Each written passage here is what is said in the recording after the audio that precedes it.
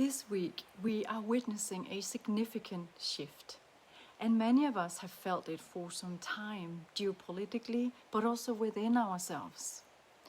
It may not look dramatically on the outside in your personal life, or it very well may, but internally, I assure you, many feel it. I have seen restlessness, frustration, fatigue, but also an underlying sense of inspiration for what comes next.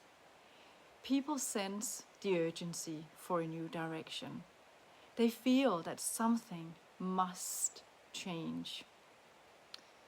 You are not imagining it. This shift exists beneath the visible. It is emotional in the energetic and physiological layers, and it shapes choices whether we are aware of them or not.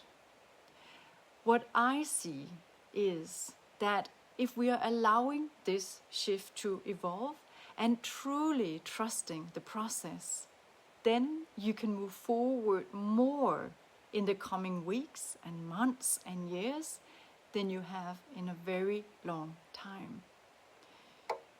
We're in a recalibration phase now. I know many of you are impatient.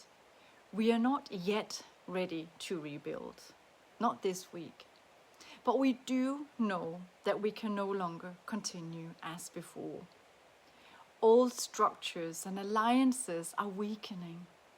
Some need renewal, and some require your courage to replace them entirely.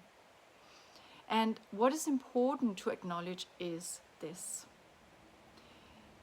Leaders feel the shift before the environment do. So you may have noticed frustration with people or systems, a stronger instinct about what is true and what is not. You've been less tolerant for misalignments according to your values and visions, and a deep need for clarity before the next move. It's not a collapse, but it's your nervous system preparing or sharing with you what comes next. The next chapter begins with conscious decisions. Not necessarily dramatic ones, but honest ones. Where do you stand? What still holds in your life and organization and in our world? And what does no longer hold? Who moves forward with you? And who is not meant for the next part of your journey? Rebuilding comes next. But for now, we must breathe. Allow orientation and be willing to let life guide us where we are meant to go, not where we thought necessarily we were going. Aim higher. Take one next chapter. Lean into the stronger meaning. And in times like this, no one should have to carry it alone.